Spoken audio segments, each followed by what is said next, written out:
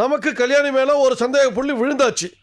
இப்ப நாம எப்படி இருக்கலாம் அப்படி இருக்கலாம் அனுமானத்துல பேசுறதை விட ஏன் நீ தியானத்துல பார்க்க கூடாது? நானும் அந்த முடிவோட தான் வந்திருக்கேன் தாத்தா. இதோ பாக்குறேன்.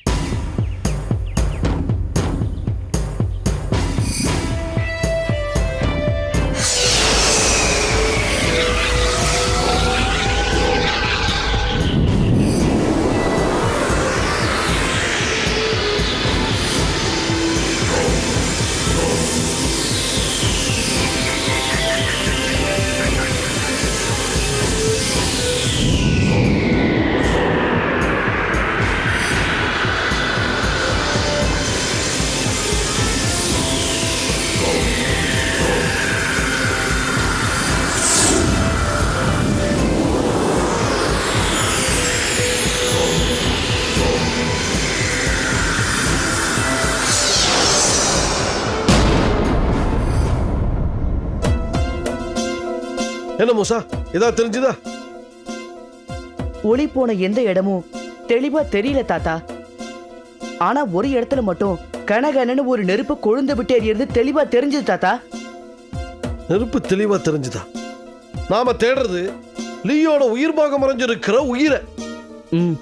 ஒளி ஒரு நெருப்பை காட்டுச்சுன்னா உயிர் பாகத்துக்கு நெருப்புக்கு என்ன தொடர்பு? ஒண்ணுமே புரியலையே. எனக்கு ஒண்ணும் புரியல தாத்தா. தவறு செய்யற எவனும் ஏதாவது ஒரு வகையில தன்னைத்தானே காட்டி கொடுத்தே தீருவான். அதுக்கு நீ மட்டும் விதிவிலக்கு இல்ல.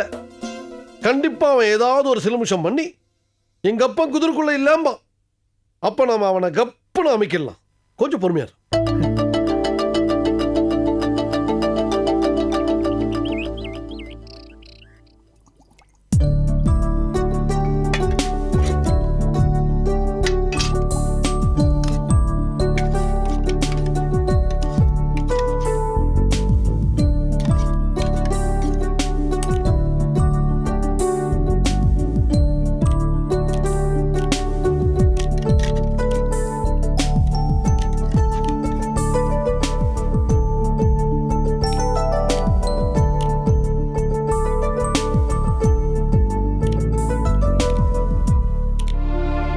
இப்படி இயல்பாவும் சந்தோஷமாவும் இருக்கிற கல்யாணி ஏன் திடீர்னு அசாதாரணமா நடந்துக்கிறா?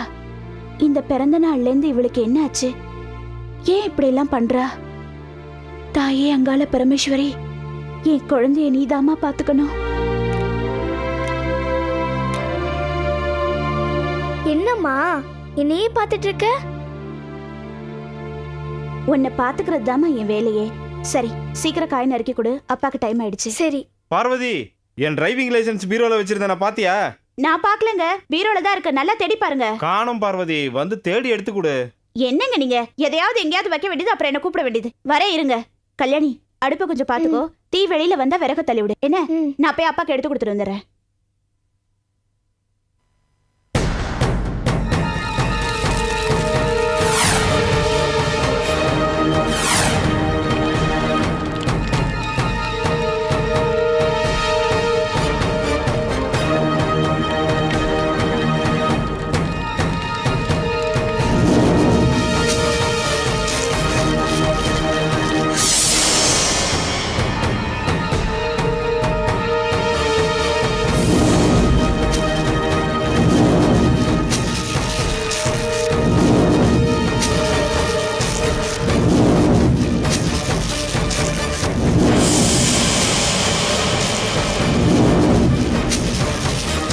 சௌக்கியமா இருக்கியா?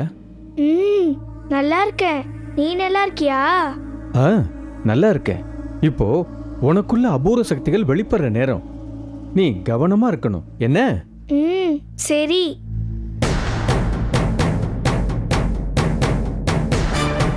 அடிக்கடி வா, பேசிட்டு இருப்போம், சரியா?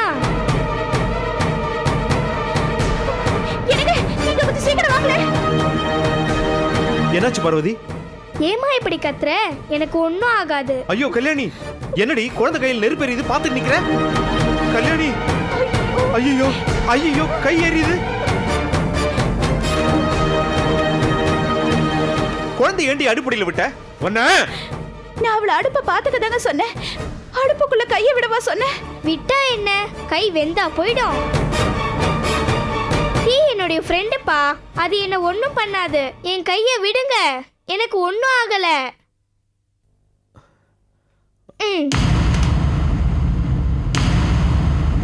இதோ பாருங்க, என் கை நல்லா தானே இருக்கு. எதுக்கு நீங்க 2 பேரும் சண்டை போட்டுக்கிறீங்க? அம்மா, எனக்கு ஒரே மயக்கமா வருதுமா. கல்யாணி, கல்யாணி, என்னமாச்சு?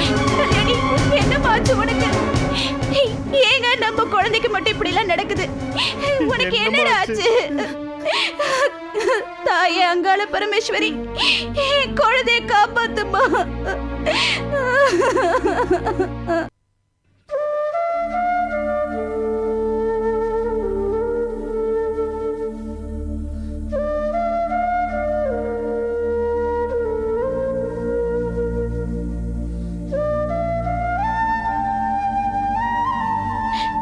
தான் உண்டு, தான் படிப்பு உண்டு, விளையாட்டு உண்டுன்னு இருந்த என் குழந்தைய இப்படி ஏதோ ஒரு சூனிய ஆட்டி படைக்குது.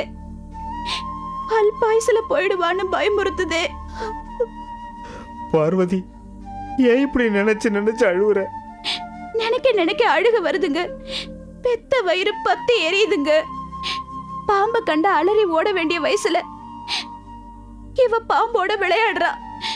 தொட்டா சுடுன்னு உணர வேண்டிய தீக்குள்ள கைய விடுறா. தீ கூட பேசுறா. நிமிஷத்துக்கு நிமிஷம் நம்மள இப்படி ஆச்சரியப்படுத்திட்டு இருக்காளே இந்த அல்பாயுசுக்காரி. நான் அழாம என்னங்க பண்ணட்டும் சொல்லுங்க? பாருங்க, பால் வடிகிற இந்த குழந்தை முகத்தை பாருங்க. இவ வாழ்க்கையில ஏன் இப்படி ஒரு விசித்திரம்? ஏன் இப்படி ஒரு புதிரான திருப்பம்? சொல்லுங்க. இவ இப்படி மாறினதுல இருந்து எல்லாத்தையும் ஏன்னு கேட்டு ஓஞ்சு போயாச்சு. யாருக்குமே பதில் தெரியல. துரோகிக்கு கூட துரோகம் நினைக்காம இருக்கிற நமக்கு ஏங்க இந்த மாதிரி நிலைமை? நம்ம குழந்தைக்கு ஏங்க இப்படி ஒரு கஷ்டம்? பழியா பாவமா, சூதுவாதா சூனியமா?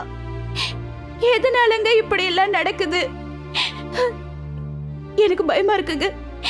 எனக்கு ரொம்ப பயமா இருக்கு.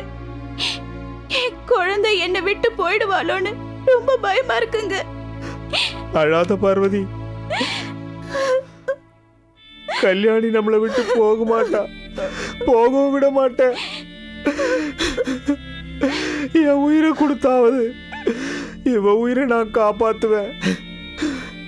விடியட்டும். முதல்ல ஐயா கிட்ட போய் சொல்லி அவர் கையில காலில் விழுந்தாவது நம்ம குழந்தைய காப்பாத்துற வழியை பார்ப்போம். அழாத பார்வதி.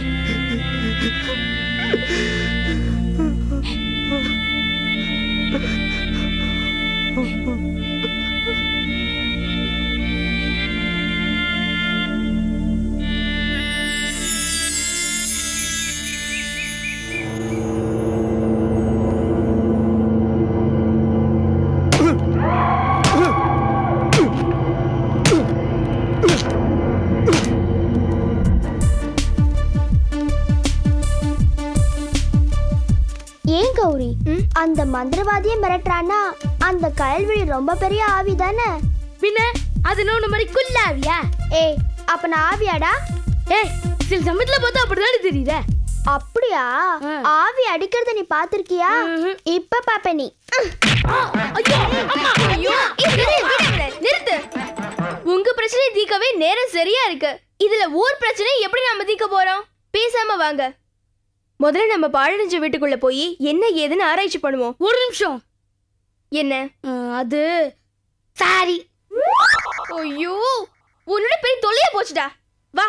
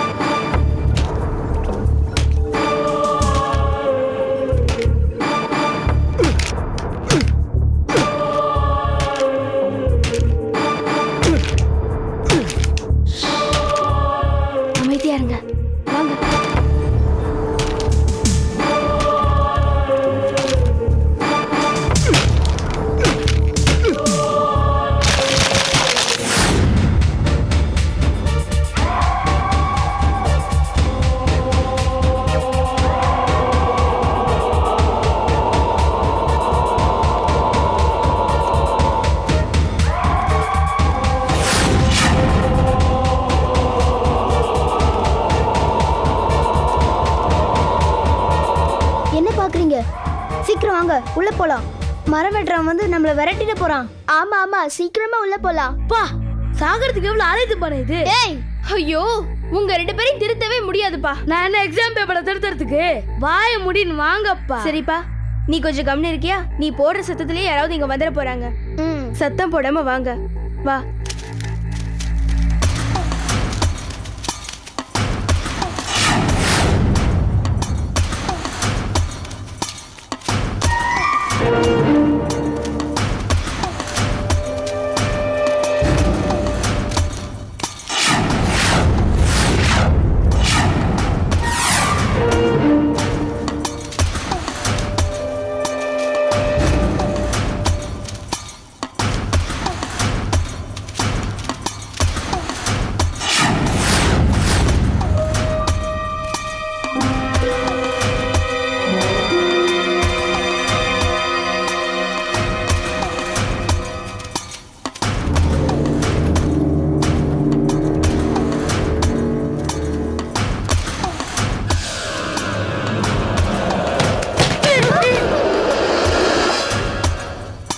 வாங்க.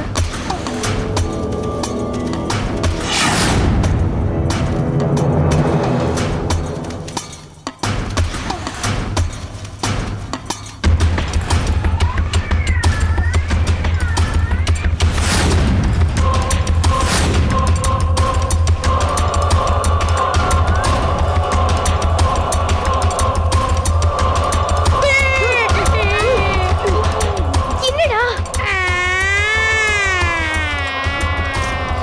டேய், இது சும்மாடா. வா.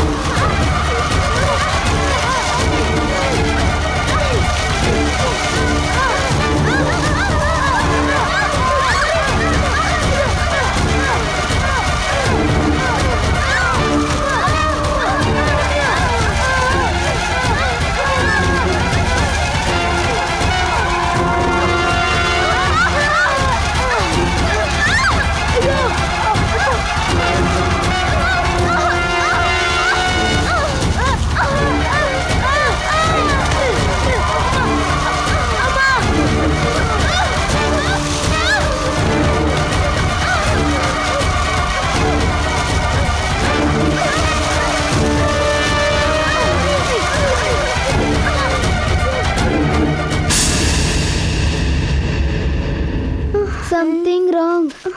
நானா, everything is wrong. கௌரி, மறுபடியும் உள்ள போகணுமா? வேணாம், வேணவே வேணாம்.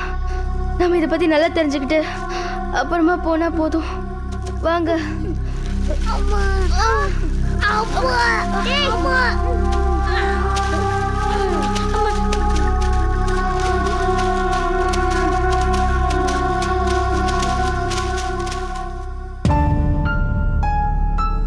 இதுக்குதான் கௌரி, நான் அப்பவே சொன்னேன். என் பேச்சு யாராவது கேட்டீங்களா?